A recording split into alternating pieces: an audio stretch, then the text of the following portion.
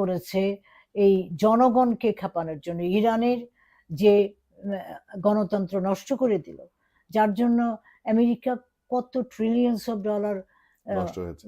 এই আচ্ছা, আমরা বছরের পর আমরা বছর। মিয়ানমারের ব্যাপারে মানে একটু মনে হয় আমাদের যেহেতু জিও পলিটিক্যাল আলাপ করছি, শুধু বে অফ বেঙ্গল না, আমাদের যে নেইবার, তো মিয়ানমারের ক্ষেত্রে তো আমাদের একটা জিও পলিটিক্যাল রিয়েলিটি আমাদের চলছে।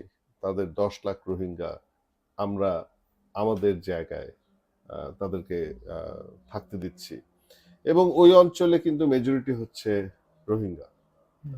সুতরাং রাখাইন স্টেটে না, আমাদের বাংলাদেশে আমাদের আমরা 10 আমাদের লক্ষ, হ্যাঁ ওই অঞ্চলে যারা মানে রোহিঙ্গাদের 10 জনসংখ্যা আমাদের চেয়ে বেশি, এবং সেখানে একটা বিরাট 1 মিলিয়ন। প্রাকৃতিক ডিজাস্টার চলছে, এবং ল অ্যান্ড অর্ডার সিচুয়েশন এই মানে কন্টিনিউয়াসলি খারাপের দিকে আসছে।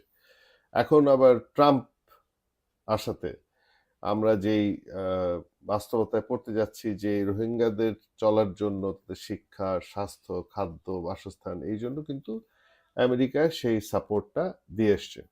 ট্রাম্প আসাতে আমরা বুঝতে পারছি যে সে সাপোর্ট নড়বড়ে দিকে।